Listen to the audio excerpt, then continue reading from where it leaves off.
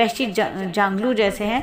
घर बनाने और छत डालने का उनका दस्तूर नहीं है, जैसे आजकल भी बहुत सारे खाना बदोश हैं वहशी अक़वाम है, लेकिन अब उनका रिवाज ऐसा नहीं है। लेकिन उस वक्त जब ज़ुल्करनैन वहाँ पहुँचे तो वहाँ ऐसा कोई रिवाज नहीं है कि उनके ऊपर कोई शेड हो। हज़रत वहाब बिन मंबा रहमतुल्लाह अलैह फरमाते हैं कि जब ज़ुल्करनैन मतला शम्स पर पहुँचे तो फरिश्ते ने उससे कहा, है ज़ुल्करनैन तू मेरे लिए लोगों की सफ़ात बयान कर। ज़ुल्करनैन ने कहा, तेरा एक कम अक़ल से बात करना उस शख्स की तरह है जो कब्र वालों के सामने खाना खाता रखता हो, और तेरा एक अक्लमंद आदमी से बात करना उस तरह है जो चट्टान को पानी से तर करता है ताकि वो गीली हो जाए, या लोहे को पकाता है ताकि सालन हासिल करे। फिर पत्थर को पहाड़ों की चोटियों पर मुंतकिल करना ज़्यादा आसान है बेअक़ल शख्स के साथ गुफ्तगू करने से। सुभान अल्लाह, कितनी खूबसूरत बातें समझाई। फरिश्ते ने उससे कहा कि ए ज़ुल्करनैन तू मेरे लिए लोगों की सिफ़ात बयान कर, यानी लोगों की सिफ़ात बयान कर। तो उन्होंने क्या कहा, तेरा एक कम अक़ल से बात करना उस शख्स की तरह है जो कब्र वालों के सामने खाना रखता है।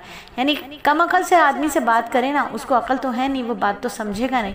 तो बिल्कुल ऐसे ही है जैसे किसी मुर्दे को हम खाना खिलाएं, क्योंकि मुर्दा भी खाना नहीं खा सकता। इसी तरह एक कम अक़ल आदमी जो सीखने की जबलत ही नहीं रखता, सीखने का शऊर ही नहीं रखता, कुछ सीखना समझना ही नहीं चाहता, बिल्कुल ऐसा ही है।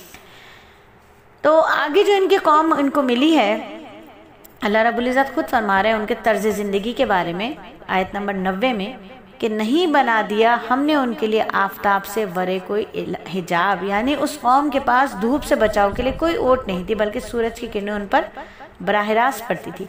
हज़रत कतादा रहमतुल्लाह अलैह इस आयत के बारे में फरमाते हैं कि हमको जिक्र किया गया कि वो लोग अपनी ज़मीन में से थे, उनके लिए कोई चीज़ कायम नहीं रहती थी। जब सूरज तुलू होता तो वो लोग सुरंगों में दाखिल हो जाते, यहाँ तक कि जब वो गुरूब हो जाता तो अपने खेतों और अपने गुजर बसर के सामान की तरफ चल पड़ते।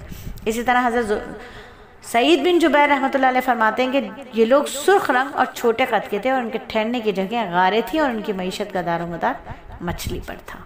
तो ये थी हमारी आयत नंबर 90, जहाँ उस कौम के तर्ज ज़िंदगी का बयान है जो दूसरी मुलाकात में हज़रत ज़ुल्करनैन को मिली थी। ये एक वहशी कौम थी जिस पर अल्लाह ने साया नहीं रखा था, बल्कि ये साया हासिल करने के लिए कहाँ चले जाते थे, सुरंगों में चले जाते थे।